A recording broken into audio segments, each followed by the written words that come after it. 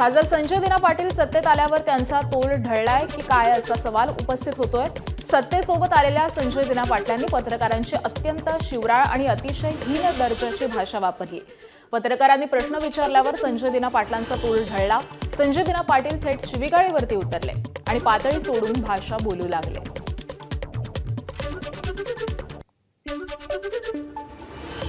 राजूल पाटील संदर्भात पाहिलं गेलं तर अरे भाई कशाला बस झाला ना आता तुला बोललो 2 मिनिटं बोलायचं होतं बोलणारच नव्हतं बोललो ना भाई आता किती कशाला हे करतोय चल बस माझ्या बरोबर बस ना गाडी चल बोलता बोलता जेवढं बोलायचं तेवढं बोलू चला कशाला इज्जत देतो भाई घे ना यार कशाला ठीक आहे जरा माझं हे बघू नका तुम्ही अति करताय हे भाई बस ना बंद कर ना आता बंद कर नाहीतर भाई मी विसरून जाईल मी खासदार आहे तुम्ही काय पहिला पण सांगितलंय मी हॅलो इज्जत करतो इज्जत करा सांगतोय बरं तुम्ही उगाच माझ्या कोड घालतात आहे मी घे रेकॉर्ड कर इज्जत करतो उगाच डोक्यात जाऊ नका उगाच डोक्यात जाऊ नका घराखाली उगाच देतो जेवतोय तुम्हाला जेवायला देतोय काय उगाच त्यांच्याकडे जाल ते बोलतात ना मला मी बोलणार नाहीये आता परत आले तर मारून पाठवणार तुम्हाला पण जे बोलायचं लिहायचं ते लिहा रेकॉर्ड करा आणि सांगा तिकडे कमिशनरकडे जाऊन कंप्लेंट करा इज्जत करतोय तुम्हाला सहन करतोय खूप दिवस सहन केलं तुम्ही हा बाजू कशा अरे लिमिट आहे कुठल्या गोष्टीची बोलली आहे ना ती सांगितलं ना सर्व काय बोलू दे अरे काय बोलू आणि येऊ नका माझ्याकडे काय घ्यायला आला तर मारणार होता रेकॉर्ड करा आणि सांगा तुम्ही आता मला विचारायला आले तर मार खाणार हे लिहून घे रेकॉर्ड कर काय करायचंय कंप्लेंट करायची कर पोलीस आहेत सर्व त्यांच्या समोर सांगतोय बस झाला सहन केलं खूप त्यांना कोणत्याही पत्रकारांचा अपमान करायचा नव्हता जर झाला असेल तर ते दिलगिरी व्यक्त करायला तयार असल्याचं उपमुख्यमंत्री एकनाथ शिंदेंनी म्हटलं तर या प्रकरणाची संपूर्ण माहिती घेऊन बोलेन असं मुख्यमंत्र्यांनी म्हटलं। जे रोज त्यांच्या विरोधामध्ये बोलतात रोज त्यांच्या बद्दल अपशब्द काढतात तोडून टाका मारून टाका तोडवून टाका घरात घुसा आणि अतिशय खालच्या दर्जाच्या नीच दर्जाचे अतिशय खालच्या दर्जाचे जे शब्द वापरतात आपल्या मीडियासमोर खरं म्हणजे हा मीडियाचा देखील अपमान आहे। किती वेळापासून काय काय बोलतायत तेही आपण पाहिलेलं आहे। याचा राग संजय पाटील यांच्या मनामध्ये आहे। त्या पत्रकारांच्या बाबतीमध्ये त्यांच्या मनामध्ये कुठलाही राग नाही आणि पत्रकारांच्या बाबतीमध्ये अशा प्रकारचं वक्तव्य कधी आम्ही कोणी लोकप्रतिनिधींनी करूही नये आणि त्यामुळे मी त्यांना सांगितलेलं आहे की आपल्याकडून काही शब्द गेले असतील पत्रकारांचे अपमानजनक तर आपण पत्रकारांशी बोलून दिलगिरी व्यक्त करू। प्रवासात असल्यामुळे मला याची काही कल्पना नाही सगळी माहिती घेऊनच याच्यावर बोलणं योग्य होईल। मी पहिले माहिती घेतो काय घडलंय कोणीही कोणालाही अशा प्रकारची धमकी देणं योग्य नाही पण या घटनेची मला बिलकुल माहिती नाही। आपल्याला माहिती आहे मी नागपूरहून आलो आहे आता प्रवासात असल्यामुळे मला याची काही कल्पना नाही कल्पना घेऊन मग बोलू। दरम्यान पत्रकारांना शिवीगाळ करणं हे योग्य नाही असं महसूल मंत्री चंद्रशेखर बावनकुळे म्हणाले। शिवाय महायुतीच्या नेत्यांनी आमदार खासदारांनी महायुती डॅमेज होईल असं वक्तव्य करू नये असाही सल्ला त्यांनी दिला। संजय दिना पाटील साहेबांना माझी विनंती आहे की आपण सरकारच्या सुरक्षेमध्ये आहोत अशा वेळी मात्र ज्या प्रशासनाने आपल्याला सिक्युरिटी दिली आहे त्या प्रशासनाला चॅलेंजिंग भूमिकेमध्ये बोलणे त्या प्रशासनासोबतच अशा पद्धतीचे चॅलेंजेस देणे किंवा पत्रकार जे आपल्याला या राज्याच्या सिक्युरिटीच्या भूमिकेमध्ये महत्त्वाची भूमिका निभवतात त्या पत्रकारांशी किंवा त्या पत्रकाराबद्दल वाईट बोलणे किंवा त्यांना चॅलेंजेस देणे किंवा त्यांना धमकी देणे हे काही योग्य होणार नाही। निश्चितपणे याच्याबद्दल आम्ही लक्ष टाकू।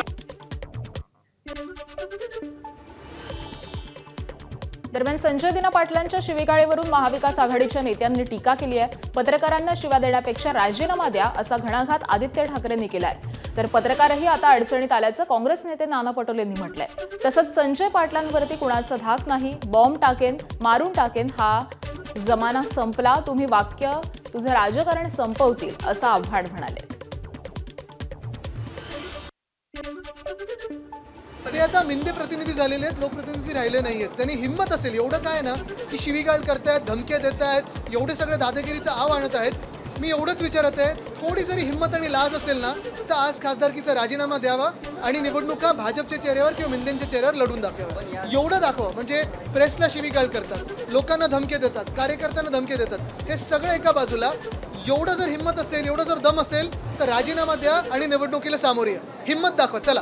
संजय दिना पाटील खासदार यांनी पत्रकारांना मारायची धमकी देऊन टाकली. अध्यक्ष महाराज, माझा या ठिकाणी मुद्दा असा आहे, तो व्यक्ती म्हणून नाही, या ठिकाणी आता पत्रकारही सुद्धा अडचणीत आलेले आहेत.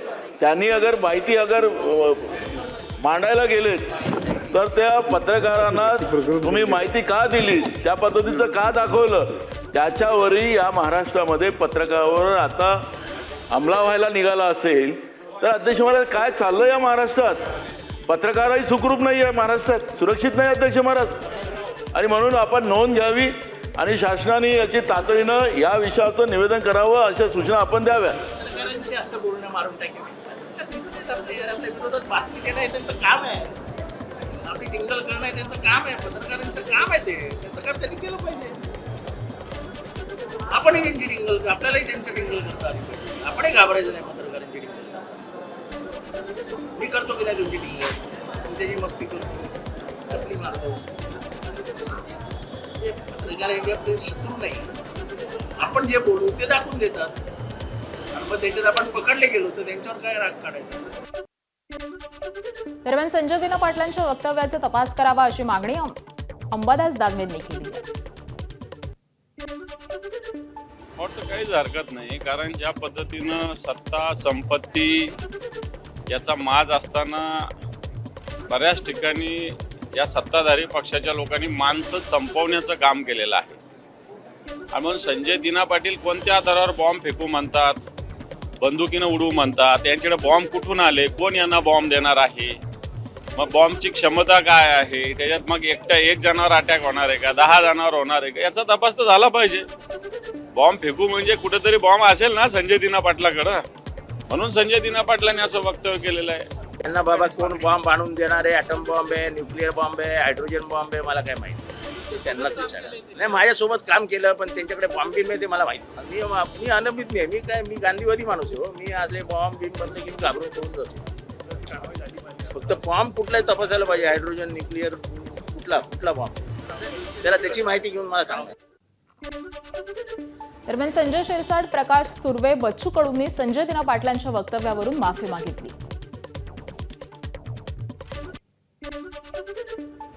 कदाचित भावनेच्या भरामध्ये संजय दिना पाटलांनी त्याचं ते प्रत्युत्तर देण्याचा प्रयत्न केला. कोणीही कुणाला धमकी देताना असे उघडपणे धमकी देत नसतं किंवा उघडपणे बोलतही नसतं, परंतु त्यांच्या भावनेचा उद्रेक झाल्यामुळे कदाचित त्यांच्या तोंडातून ते वाक्य निघालं असावं. दिना पाटील यांनाही आम्ही आमच्या पद्धतीने आम्ही बोलू त्यांना. आणि या पुन्हा एकदा सांगतो, एखाद्या वेळेला फ्रस्ट्रेशन किंवा त्यांना जास्त राग आल्यामुळं त्यांनी बोललं असेल तर मी सर्व पत्रकाराची त्यांच्यातर्फे नाही माझ्यातर्फे सुद्धा मानसिक स्थिती, कोणावरचा ताव कोणावर काढायचा अशातून झालेला भाग आहे. तुम्ही पण मनावर घेऊ नये, तिथंच हे चांगलं नाही आहे. आणि त्याच्यासाठीच तर आम्ही दिलगिरी त्यांच्याकडून मी व्यक्त, पण त्यांनी व्यक्त केली पाहिजे असं वाटतं का त्यांना पण ते पण करेल, न करायला काय झालं. आणि पत्रकार काही त्यांचे दुश्मन आहे. अनावधानाने त्याकडून असं एखादं वक्तव्य गेलं असेल. संजय पाटील खूप चांगला माणूस आहे, जेव्हा तुमच्यावर वाईट प्रसंग येणार तर पहिला धावत कोण येणार तर संजय पाटील हाच धावत येतो, बाकी दुसरा कोण येणारा नाही. असा तो धावून येतात निवडून येणारा माणूस आहे. जर त्याच्या अनावधानाने त्याच्या तोंडातून कधी चुकीचा शब्द गेला असेल तर त्याबद्दल मी माफी मागतो. गुंडगिरीची भाषा नाही आहे. संजय पाटील साधी एनसी पण नाही उभ्या आयुष्यात, तर तू काय गुंडगिरी करणार, उगाच त्याला बदनाम नका करू. उपमुख्यमंत्री एकनाथ शिंदेंच्या शिवसेनेत नुकताच प्रवेश केलेले खासदार संजय दिना पाटील यांनी पत्रकारांबाबत वापरलेल्या आक्षेपार्ह भाषेचा मुंबई मराठी पत्रकार संघानं निषेध केलाय. दमदाटीची भाषा पत्रकारांना उद्देशून वापरणं हे लोकप्रतिनिधींना अजिबात शोभणार नाही. पत्रकार म्हणून आपलं कर्तव्य बजावणाऱ्या माध्यम प्रतिनिधींशी अशा पद्धतीनं बोलणं हे केवळ पत्रकारांचा अपमान नसून लोकशाहीच्या चौथ्या स्तंभाचा देखील अवमान आहे. त्यामुळे संजय दिना पाटील यांनी आपल्या वक्तव्याबद्दल त्वरित जाहीर माफी मागावी अशी मागणी मुंबई मराठी पत्रकार संघाच्या वतीनं करण्यात आली आहे.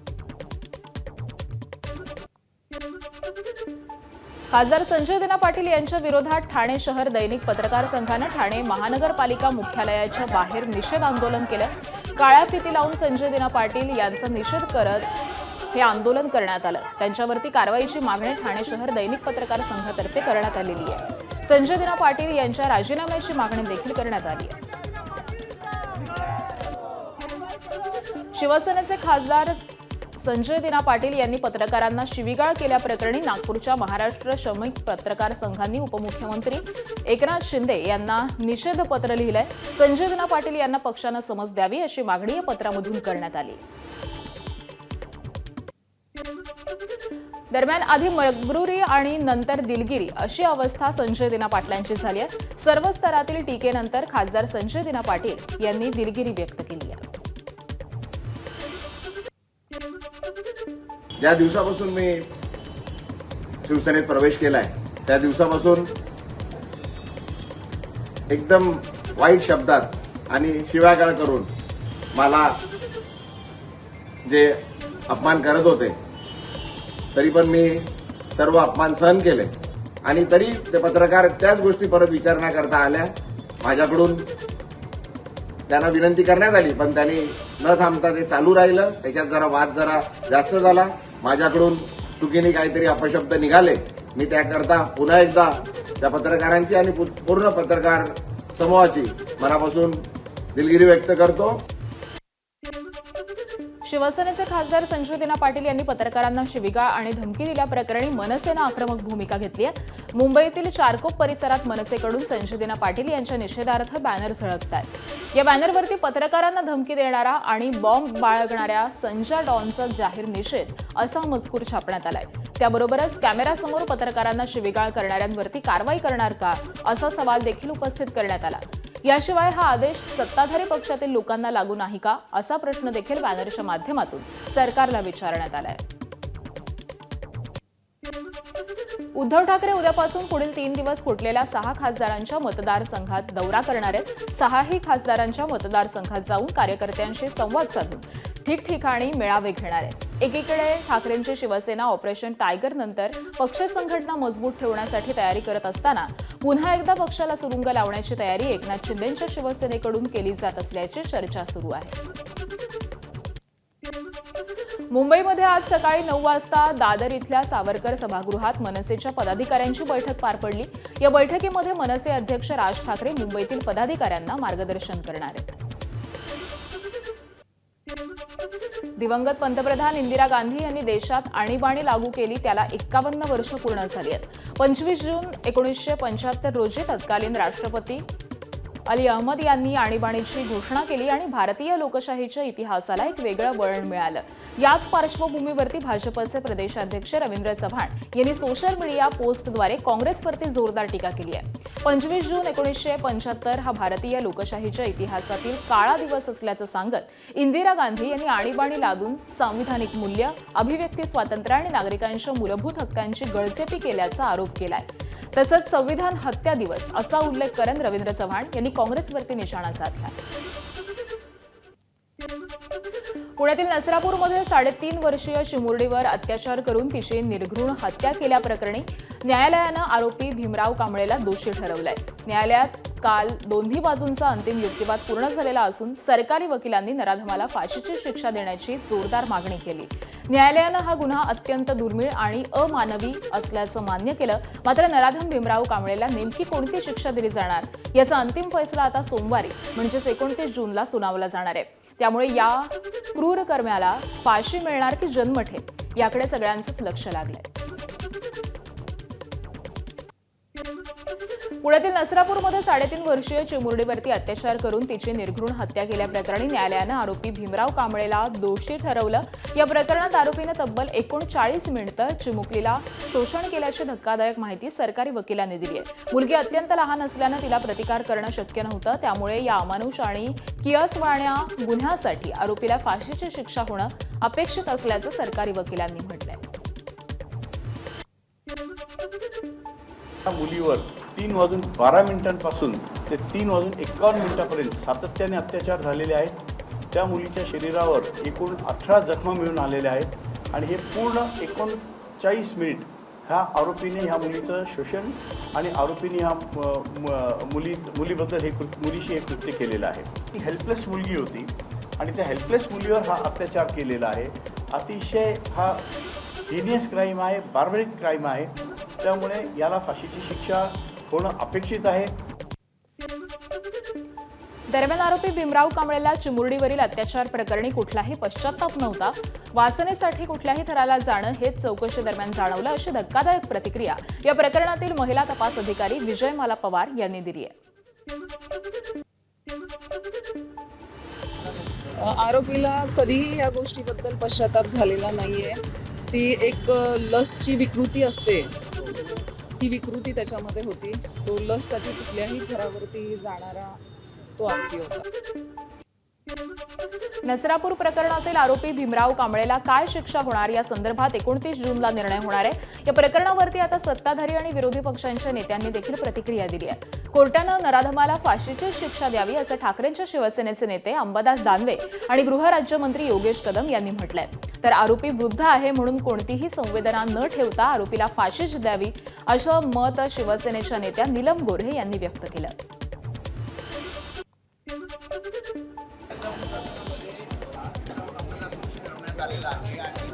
शिक्षा द्यावी सांगावं असं न्यायाधीशांनी त्याला सांगितलं.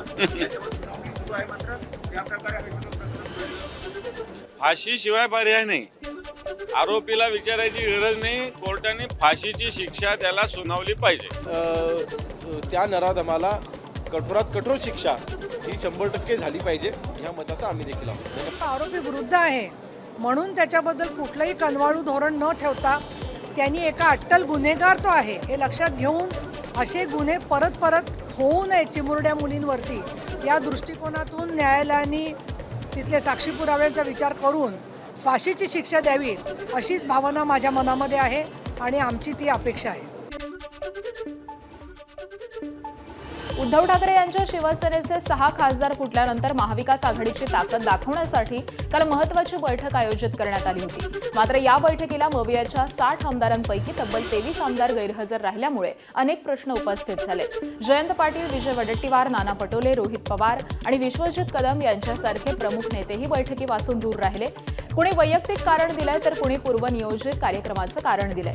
वैयक्तिक कामं, पूर्वनियोजित कार्यक्रम आणि मतदारसंघामधील व्यस्तता अशी कारणं देण्यात आलेली असली तरी विरोधकांवरती फोडाफोडीचे आरोप होत असताना मवियाची एकजूट कितपत मजबूत आहे याची चर्चा तर राजकीय वर्तुळात रंगू लागली आहे.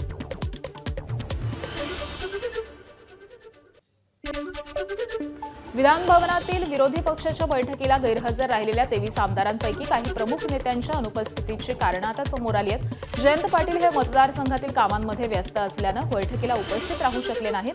नाना पटोले वैयक्तिक कारणांमुळे गैरहजर असल्याची माहिती मिळाली आहे. तर विजय वडेट्टीवार प्रकृती अस्वास्थ्यामुळे बैठकीला येऊ शकले नाहीत. रोहित पवार आंदोलनात सहभागी असल्यामुळे अनुपस्थित राहिल्याचं खासदार सुप्रिया सुळेंनी स्पष्ट केलं. त्याबरोबरच मतदारसंघामध्ये भिंत कोसळल्याच्या घटनेमुळे सुनील राऊत घटनास्थळी असल्याची माहिती संजय राऊतांनी दिली. आता कालच्या बैठकीला सुनील राऊत नव्हते, बरोबर ना? का नव्हते? त्यांच्या भागामध्ये एक भिंत कोसळली. पावसामुळे एक मोठी भिंत कोसळल्यामुळे काही लोक तिथे जखमी झाले, अडकले. त्यांनी मतदारसंघातच राहिला पाहिजे. रोहित पवार नव्हते. रोहित पवार एका आंदोलनामध्ये अडकलेले आहे. जयंतराव पाटीलसुद्धा अशाच एका असे काही अनेकांनी आपली ती भूमिका कळवली. पण बहुसंख्य आमदार तिथे उपस्थित होते. विधान परिषदेचे होते, विधानसभेचे होते आणि महाविकास आघाडीचे सर्व नेते उपस्थित होते ना. आमदारांच्या बाबतीत दोन्ही बाजूने असं वाटतंय की फार लोक तिथे संसदेत असेंब्लीमध्ये नसतात, विधान भवनमध्ये नसतात. असं भारतीय जनता पक्ष म्हणजे सत्ताधारी पण आणि विरोधात असंच सगळीकडे चित्र दिसतंय. आमचे आमदार कुठे होते हे माहिती आहे. जयंतरावांच्या घरीच लग्न होतं, त्याच्यामुळे जयंतराव सांगलीला होते. रोहित काल पंढरपूरला होता. त्या तुम्हाला सगळ्यांना ते माहितीच आहे, त्याच्या सोशल मीडिया प्लॅटफॉर्मवरच सगळं. त्याच्यामुळे आमचे आमदार कुठे होते हे आम्हाला माहिती आहे आणि ते आधी सांगून गेले होते.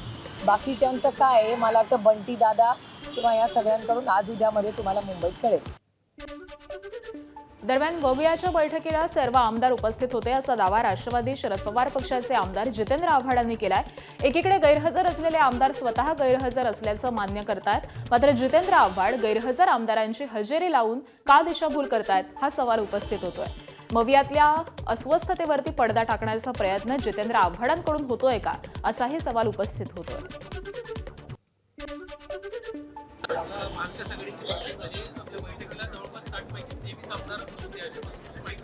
नाही, सगळे आमदार होते, मागे पुढे झाले, जेवायला सगळे हजर होते. ठाकरेंच्या शिवसेनेच्या खासदार फुटीच्या पार्श्वभूमीवरती राष्ट्रवादीचे ज्येष्ठ नेते शरद पवार आणि खासदार सुप्रिया सुळेंनी काय वक्तव्य केलंय पाहूया. शिवसेनेचे आमदार आता फुटलेले आहेत, राष्ट्रवादीचे आमदार देखील संपर्कात मोठ्या प्रमाणात मीडियाचे त्याला काय अडचण नाही, आमचा एक मला माहिती नाही बाबा अत्तरामांना माझ्यापेक्षा जास्त माहिती असते. असं काही घडून यायचा विषय नाही. आम्ही 8 खासदार कालही एकत्र होतो, आजही आणि उद्या आहे. आणि बाबा अत्तरामांकडे 5 खासदार कोण आहेत ह्याची माहिती असेल तर त्यांनी नाव सांगावं. एवढं काय, जर येणारच असतील 5 बाबा अत्तरामांकडे तर बाबा अत्तरामांनी 5 नावं सांगावी कुठले 5 आहेत. मी त्यांच्याबरोबर कुठेही बसायला चर्चेला तयार आहे. आणि मग बाबा अत्तराम मला का घेत नाहीयेत, मला का सोडतायत? बाबा अत्तरामांनी माझ्याशी पण बोलावं. 5 कशाला, 8 ठेवू. दरम्यान मवियाच्या नेत्यांनी आत्मचिंतन करावं असा सल्ला शिवसेनेचे नेते उदय सामंतांनी दिलाय. तर सहन होत नाही आणि सांगताही येत नाही अशी उद्धव ठाकरेंची परिस्थिती झाली आहे असा टोमणा शंभूराज देसाईंनी लगावलाय. कालच्या महाविकास आघाडीच्या बैठकीला आमदार का उपस्थित नव्हते हे खरोखरच आत्मचिंतन महाविकास आघाडीच्या सगळ्या नेते मंडळींनी करणं गरजेचं आहे. आता त्याच्यानंतर परत तुम्ही असंच म्हणाल की हे जे आमदार उपस्थित नव्हते म्हणजे परत आमदारांच्या टायगर ऑपरेशनला सुरुवात झाली की काय? तर आता तेच जर सुरुवात करून देणार असतील तर आम्ही नाही का म्हणावं? ज्युनियर नेत्यांच्या बरोबर एकेकाळी राज्याचे मुख्यमंत्री राहिलेले म्हणजे साहेब उद्धव ठाकरे साहेब महाविकास आघाडीचे मुख्यमंत्री असताना ही सगळी मंडळी त्यांच्याबरोबर असायची, ज्येष्ठ मंडळी, सिनियर मंडळी. आज ज्युनियर लोकांच्या बरोबर त्या बैठकीत बसताना त्यांची बॉडी लँग्वेज पण काल उद्धव ठाकरे साहेबांची सांगत होती की त्यांना हे काय पटलेलं नाही. पण आता काय आहे, काय झाले त्यांना ते आता सहन होत नाही आणि सांगता येत नाही. त्यामुळे ते बिचारे बोलू शकले नाहीत. पण आम्हाला सुद्धा ते जरा खटकलं की उद्धव साहेबांचा जो मान, मराठा, जो रुतबा, जो आम्ही सगळे एकत्र असताना होता तो आता महाविकास आघाडीमध्ये दिसत नाही. मुंबई लोकल हत्या प्रकरणातील आरोपी रोशन सुवर्णा हा मीरा रोड इथं मेघदूत सोसायटीमध्ये भाडेतत्वावरती राहत होता. महाराष्ट्र नवनिर्माण सेनेचे शहराध्यक्ष संदीप राणेंच्या शिष्टमंडळानं आरोपीला भाडेतत्वावर दिलेलं घर तात्काळ खाली करून घ्यावं असं लेखी निवेदन सोसायटीचे चेअरमन आणि सेक्रेटरींना दिलंय. समाजात कायदा आणि सुव्यवस्था राखण्याच्या दृष्टीनं सोसायटी प्रशासनानं योग्य ती कार्यवाही करावी अशी मागणी मनसेच्या वतीनं करण्यात आली आहे. त्या जो असेल रोशन सुवर्णा ओनर ज्यांनी मर्डर केली त्याला इमिजिएट तो भाडा डिपॉझिट या ठिकाणी राहतो, इमिजिएट त्यांना या ठिकाणी फ्लॅट खाली करण्याला सांगायला पाहिजे. जेणेकरून या ठिकाणी पुरा वातावरण खराब होत आहे. या ठिकाणी महिला पुरुष सुरक्षित नाहीत. मीरा भाईंदरमध्ये वारंवार असे कांड होत आहेत. त्यामुळे क्रिमिनल मीरा रोडमध्येच आहे का? त्यामुळे पोलिसांनी पण याच्यावर ॲक्शन घ्यावी आमची प्रामाणिक इच्छा आहे. त्याचबरोबर या ठिकाणी जे फ्लॅट ओनर आहेत त्यांनी ताबडतोब त्या व्यक्तीला नोटीस द्यावी आणि ताबडतोब या ठिकाणी फ्लॅट करून जावं. नाशिकमधील कथित जमीन फसवणूक प्रकरणात बोंधू अशोक खरात याची पत्नी कल्पना खरात मोठा दिलासा मिळालाय. सिन्नर पोलीस ठाण्यामध्ये दाखल फसवणुकीच्या 2 प्रकरणापैकी एका प्रकरणामध्ये नाशिक रोड अतिरिक्त सत्र न्यायालयानं त्यांना सशर्त अटकपूर्व जामीन मंजूर केलाय. 1 लाख रुपयांच्या वैयक्तिक जात मुचलक्यावरती आणि तितक्याच रकमेचा जामीनदार देण्याच्या अटीवरती हा जामीन मंजूर करण्यात आलाय. कथित व्यवहार 2004 मधील असून तक्रार तब्बल 22 वर्षांनंतर दाखल झाल्याचं न्यायालयानं नमूद केलं. त्याबरोबरच हा वाद दिवाणी स्वरूपाचा असल्याचं निरीक्षण नोंदवत तपासात सहकार्य करण्याचे निर्देशही न्यायालयानं दिले. पुण्यातील केतन अग्रवाल प्रकरणावरून विधानसभेत काल जोरदार चर्चा झाली. आमदार सुनील शेळके यांनी हे प्रकरण जलद गती न्यायालयामध्ये चालवण्याची मागणी केली आहे. त्यानंतर मंत्री सुधीर मुनगंटीवार यांनी बाकावर बसूनच या प्रकरणात एसआयटी स्थापन करण्याची मागणी केली. यावर तालिका अध्यक्ष राजू खरे यांनी एसआयटी स्थापन करण्याचे निर्देश दिल्याची घोषणा केली. मात्र या निर्णयावरती भास्कर जाधव यांनी आक्षेप घेत अध्यक्षांना असे अधिकार आहेत का असा प्रश्न उपस्थित केला. यावर अंतिम निर्णय अध्यक्ष देतील असं स्पष्ट करण्यात आलं. पुण्यातील केतन अग्रवाल हत्या प्रकरणात आणखी एक धक्कादायक खुलासा झालाय. पोलिसांच्या तपासात मुख्य आरोपी सिया गोयल आणि तिचा प्रियकर चेतन चौधरी यांचं सीसीटीव्ही फुटेज समोर आलंय. हत्येच्या एक दिवस आधी आरोपी सिया आणि चेतन दोघेही या कॅफेमध्ये भेटले होते. त्याच ठिकाणी त्यांनी केतनच्या हत्येचा कट रचला होता. या कॅफेत दोघांनी साधारण तासभर गप्पा मारल्या. गर्दीपासून दूर हे दोघेही मोकळ्या जागेत बसण्याचं दिसतंय, तर दोघेही अगदी जवळ बसून गुप्तपणे चर्चा करत असल्याचं या सीसीटीव्हीत दिसतंय. दरम्यान लोहगड हत्या प्रकरणातील आरोपी सिया गोयलच्या कुटुंबियांनी पहिल्यांदाच माध्यमांसमोर येत प्रतिक्रिया दिली आहे. माझी मुलगी दोषी असेल तर तिला शिक्षा, अशी प्रतिक्रिया सियाची आई पूजा गोयल यांनी दिली आहे. तर माझ्या मुलीने हत्येचा कट रचला असेल तर तिलाही तिथूनच ढकला जिथून तिनं केतन अग्रवालला ढकललं, अशी प्रतिक्रिया सियाचे वडील प्रवीण गोयल यांनी दिली आहे. उनका लड़का मेरा लड़का, उनके लिए ज़्यादा प्यार था मुझे उनसे, इतना लगाव हो गया था जैसे कि मैं खुद अपने आप उनको अपना बेटा समझने लग गया था. इतना प्यारा, इतना होना अच्छा लड़का आज हमने खो दिया. उसके लिए हमें बेहद दुख है. जिसने जो भी ये किया है उसे सख्त से सख्त सज़ा मिले और जैसे हमारा केतन जिस किले से गिरा है इसमें जो भी आरोपी पाया जाए उसमें भले मेरी खुद की बेटी क्यों ना हो उसे भी वहीं से धक्का दे दिया जाए. यह मामला सुन के मुझे इतना शौक लगा कि ये कैसे हो गया और क्या मेरा दिमाग में ऐसे हुआ कि क्या हो गया करके. जितना दुख उन्हें है केतन जी का, आज उससे ज़्यादा दुख मुझे है कि एक नहीं दो परिवार डिस्टर्ब हो गए हैं. दोनों परिवारों में केतन जी भी इतने अच्छे थे. अगर किसी का इसमें दोष हो तो उसे सख्त से सख्त सज़ा होनी चाहिए. चाहे उसमें मेरी बेटी भी हो, अगर मेरी बेटी का दोष निकले तो जहाँ से केतन जी को गिराया गया या जो गिरे हैं वहाँ से ही उस दोषी को गिराया जाए. बीडच्या केज तालुक्यातील विलास घुले हत्या प्रकरणानंतर माजी खासदार प्रीतम मुंडे यांनी घुले कुटुंबियांची सांत्वनपर भेट घेतली आहे. यावेळी कुटुंबियांकडून घटनेची माहिती घेत असताना विकास घुले यांच्या पत्नीला अश्रू अनावर झाले. त्याबरोबरच कुटुंबियांनी पोलीस प्रशासनाविरोधात तीव्र नाराजी व्यक्त करत पोलीस निरीक्षक उनवणे यांना बडतर्फ करण्याची मागणी केली आहे. यावेळी प्रीतम मुंडे यांनी कुटुंबियांना धीर देत घुले कुटुंबाला न्याय न मिळाल्यास रस्त्यावरती उतरण्याचा इशारा दिलाय. दरम्यान या प्रकरणी आतापर्यंत 9 आरोपींना अटक करण्यात आली आहे. मुंबई सायबर गुन्हे शाखेनं बनावट एपीके फाईल्सच्या माध्यमातून ऑनलाईन फसवणूक करणाऱ्या मोठ्या टोळीचा पर्दाफाश केलाय. आरटीओ, ई चलन आणि एमजीएल गॅस अनब्लॉक यांच्यासारख्या बनावट ॲप्सद्वारे बँकेची माहिती घेऊन नागरिकांची फसवणूक केली जात होती. या प्रकरणी झारखंड, बिहार आणि दिल्लीतून 6 आरोपींना अटक करण्यात आली आहे. तपासादरम्यान साधारण 43 कोटी 25 लाख रुपयांची रक्कम गोठवण्यात आलेली असून या टोळीचा देशभरातील तब्बल 3206 सायबर गुन्ह्यांमध्ये सहभाग असल्याचं उघड झालंय. दरम्यान आरोपींकडून आणखी कोणत्या प्रकारे फसवणूक करण्यात आली याचा सखोल तपास सायबर पोलिसांकडून सुरू आहे. मुंबईच्या मालवणी परिसरात एक व्यक्ती एफएफ फारसी अधिकारी असल्याचं भासवून हॉटेल खाद्यपदार्थांच्या दुकानांकडून खंडणी उकळत होता. संशय आल्यानंतर स्थानिकांनी त्याला ताब्यात घेत त्याची चौकशी केली आणि त्यानंतर मालवणी पोलिसांच्या स्वाधीन केलं. या प्रकरणाचा अधिक तपास मालवणी पोलीस करत असून आणखी फसवणुकीची प्रकरणं समोर येण्याची शक्यता व्यक्त केली जाते. सातारा पंढरपूर मार्गावरती तांदूळवाडीत पिकअप वाहन विहिरीत कोसळून झालेल्या भीषण अपघाताचा तपास हा धक्कादायक वळणावरती पोहोचलाय. महामार्गाचं काम अपूर्ण असताना देखील ते पूर्ण झाल्याचा दाखला देण्यात आल्याचं तपासात उघड झालंय. या पार्श्वभूमीवरती संबंधित कार्यकारी अभियंत्यांचा सह आरोपी म्हणून समावेश करण्याची प्रक्रिया सुरू आहे. दरम्यान MSRDC कडून असा दाखला कसा देण्यात आला याची चौकशी राष्ट्रीय महामार्ग प्राधिकरणाच्या अधिकाऱ्यांकडून सध्या सुरू आहे. भिवंडी तालुक्यातील कशेळी इथं 7 वर्षीय चिमुरडीवरती अत्याचाराची घटना घडली आहे. आरोपीनं खाऊ खाण्यासाठी पैशांचा आमिष दाखवून चिमुरडीला आपल्या फ्लॅटमध्ये नेऊन तिच्यावरती अत्याचार केला.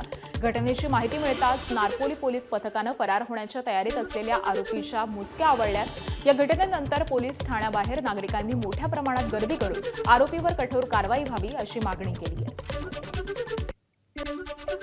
नागपूरचे पोलीस आयुक्त रवींद्र सिंगल यांची बदली झाली आहे. बदली होत असताना त्यांनी अंमली पदार्थांची तस्करी करणाऱ्या गुन्हेगारांना जोरदार झटका देण्याची तयारी केली आहे. गुन्हे करणाऱ्या गुन्हेगारांची एक यादी तयार केलेली असून लवकरच ती महापालिकेला सोपवली जाणार आहे. अंमली पदार्थांच्या व्यापारातून गुन्हेगारांनी कमावलेल्या संपत्तीला महापालिकेनं जमीनदोस्त करावं अशी अपेक्षा रवींद्र सिंगल यांनी महानगरपालिकेकडे केलेली आहे. जर क्राईमची प्रोसीड्समधून जर कोणी जर आपली संपत्ती अर्जित केली असेल किंवा बनवली असेल तर त्याला डॅमेज म्हणजे डिमॉलिश करण्याचा आणि त्याला ताब्यात घेण्याचा असा अधिकार आहे त्या याच्यात. आणि त्याच्यासाठी आपल्याला जे सिव्हिक अथॉरिटीज असतात जसे महानगरपालिका त्याला आपण त्याची यादी विथ प्रूफ ते दिली पाहिजे. जर तो इलिगल याच्यात त्याचं बांधकाम झालं असेल किंवा त्याचे प्रोसीड्समध्ये झाला असेल तर तो डेमोलिश करण्याचा अधिकार आहे. आणि ती आधी आम्ही आता आमचे तयार होत आहे. मृग नक्षत्र संपलं तरी नांदेडमध्ये म्हणावा तसा पाऊस झाला नाही. अखेर रात्री वरुण राजानं जोरदार हजेरी लावली. अनेक दिवसांपासून ढगाळ वातावरण असल्यामुळे शेतकऱ्यांच्या नजरा या पावसाकडे लागल्या होत्या. अखेर पावसानं जोरदार हजेरी लावल्यामुळे शेतकरी वर्गामध्ये आनंदाचं वातावरण आहे. वर्ध्यात सलग दुसऱ्या दिवशी देखील पावसानं दमदार हजेरी लावली. जोरदार पडलेल्या पावसामुळे वातावरणामध्ये गारवा पसरलाय. पावसामुळे जिल्ह्यातील शेतकऱ्यांच्या शेती कामाला वेग आला. तसंच काही ठिकाणी सतत पडणाऱ्या पावसामुळे रस्त्यावरती पाणी देखील साचल्याचं पाहायला मिळालं. गोंदिया जिल्ह्यातील ग्रामीण भागात अखेर आज पावसानं जोरदार हजेरी लावली. अनेक दिवसांपासून पावसाच्या प्रतीक्षेत असलेल्या शेतकऱ्यांना यामुळे मोठा दिलासा मिळालाय. जोरदार पडलेल्या पावसामुळे खरीप हंगामामधील पेरणीच्या कामांना आता वेग येण्याची शक्यता आहे. ज्या शेतकऱ्यांनी पेरणी केल्या आहेत त्यांना धान पिकाच्या नर्सरीला मोठा फायदा होणार आहे. पडलेल्या पावसामुळे वातावरणात गारवा निर्माण झाल्यामुळे नागरिकांना उकाड्यापासून देखील काहीसा दिलासा मिळाला आहे. परभणीच्या मानवत तालुक्यात यशवाडी मारुती देवस्थान परिसरात सभामंडप कोसळून 5 जणांचा मृत्यू झाला होता.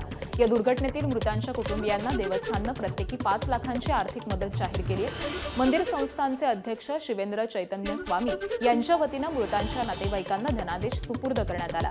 मंठा तालुक्यामधल्या संतोष गडदे यांच्या पत्नी सुनीता गडदे त्याबरोबरच वडवणी इथले श्रीकृष्ण गवारे यांच्या पत्नी वंदना गवारे यांनाही मदत देण्यात आलेली असून उर्वरित मृतांच्या कुटुंबियांना देखील प्रत्येकी 5 लाख रुपये देण्यात येणार आहेत.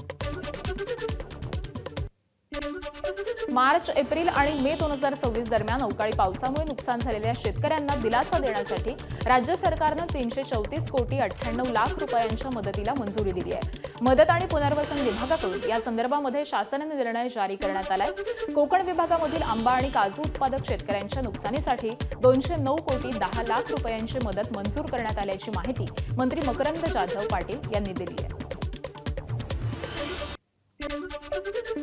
नाशिक जिल्ह्यातील मालेगाव तालुक्यात अजूनही समाधानकारक पाऊस न झाल्यामुळे शेतकरी चिंतेत आहेत. महिनाभरापासून पेरणीसाठी तयार करून ठेवलेल्या जमिनी पावसाअभावी पुन्हा कडक झाल्यानं अनेक शेतकऱ्यांवरती दुबार मशागत करण्याची वेळ आली आहे.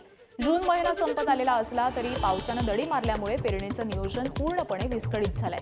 पेरणी उशिरा झाल्यास उत्पादन घटण्याची भीती शेतकरी व्यक्त करतात. तर निसर्गाच्या या असमतोलामुळे त्यांच्या समोर आर्थिक संकट उभं राहण्याची शक्यता निर्माण झाली आहे. जळगावच्या रावेर तालुक्यामधल्या अहिरवाडी गावात आलेल्या अतिवृष्टीमुळे नागरिकांवरती मोठं संकट कोसळलंय. मुसळधार पावसामुळे अनेक घरांमध्ये पाणी शिरून संसार उपयोगी साहित्य वाहून गेलं तर काही घरं देखील पाण्याच्या प्रवाहात नुकसानग्रस्त झाली आहेत. याशिवाय काही नागरिकांची गुरं वाहून गेल्याची माहिती समोर आली आहे. विशेषतः संविधाननगर परिसरातील कुटुंबाचं मोठं नुकसान झालेलं असून त्यांच्यासमोर उपजीविकेचं गंभीर संकट निर्माण झालंय. घरातील आवश्यक वस्तू वाहून गेल्यामुळे प्रभावित नागरिकांनी सरकारकडे तातडीनं आर्थिक मदतीची मागणी केली आहे. आहिरवाडी गावातले नुकसानग्रस्त जे काही नागरिक आहेत त्यांच्यासोबत आपण बातचीत करणार आहोत. ताई, काय सांगाल, काय नुकसान झालंय तुमचं? ताई, पुढे या तुम्ही. आमचं नुकसान झालं, कॅमेरा गेला आमचा, घरामध्ये काही नाही, खायचं पियाचं सगळं वाहून गेलं. घरामध्ये काहीच नाही, झोपायला जागा नाही, खायला नाही. आमचं घर भरपूर नुकसान झालं. कपडे आणले ते घालताय एक रुपयाचा मला होता मी ते पेपर वाहून गेलं. काहीच नाही, माझा जोडगं ते माणसं उभं राहायला जागा नाही मला घरात. काहीच नाही, माझी नुसती निरंधार उभी आहे. काहीच नाही या घरात काहीच रातच्या भुकेला ताणाला फिरतोय. काहीच नाही. 2 दिवस झाले उपाशी आहे, पूर्ण गाव उपाशी आहे. आमचा परिसर पूर्ण उपाशी आहे. कुणाला पाणी नाही प्यायला, कुणाला अन्न नाही खायला. जे होतं ते समजा वाहून गेलं आमच्या गावातलं. काहीच राहिलं नाही आम्हाला. मदतीला आलं नाही तुम्ही? कोणीच आलं नाही. आम्हीच आहे, आम्हीच एकामेकाची मदत करतोय. याला काढतोय पाण्यातून, त्याला काढतोय. सरासरी 4 ते 5 मुलं पाण्यात बुडली होती. आम्ही त्यांना काढलं, कसं तरी काढलं. आमचा पण जीव वाचवला, त्यांचा पण. कोणी बाई प्रेग्नेंट आहे, कोणाचं 2 महिन्याचं बाळ आहे, त्यांना पण काढलं आम्ही पाण्यातून. आणि समद वाहून गेलं आमचं. समद काहीच राहिलं नाही. आम्हाला खायला सुद्धा अन्न नाही, काहीच राहिलं नाही. ग्लास पण राहिला नाही आम्हाला पाणी प्यायला. इतकं समद वाहून गेलं. बकऱ्या गिकऱ्या म्हशी समद वाहून गेलं आमचं. आणि यानंतर मात्र आता प्रशासन या नागरिकांच्या मदतीसाठी कशा पद्धतीने धावून येतं, कारण नागरिकांना आता प्रशासनाकडनं मोठ्या अपेक्षा असल्याचं आपल्याला बघायला मिळालेलं आहे. चंद्रशेखर नेवे, ABP माझा, जळगाव. मुंबईतील अंधेरीच्या लिंक रोड परिसरात पिण्याच्या पाण्याची जलवाहिनी फुटल्याची घटना समोर आली. या घटनेमुळे लाखो लिटर पिण्याच्या पाण्याची नासाडी झाली आहे. दरम्यान दुरुस्तीचं काम सुरू असून पाणी पुरवठ्यावरती परिणाम होण्याची शक्यता आहे. प्रशासनाकडून पाणी बचतीचं आवाहन केलं जात असताना लाखो लिटर पाणी वाया गेल्यानं स्थानिकांनी तीव्र नाराजी व्यक्त केली आहे.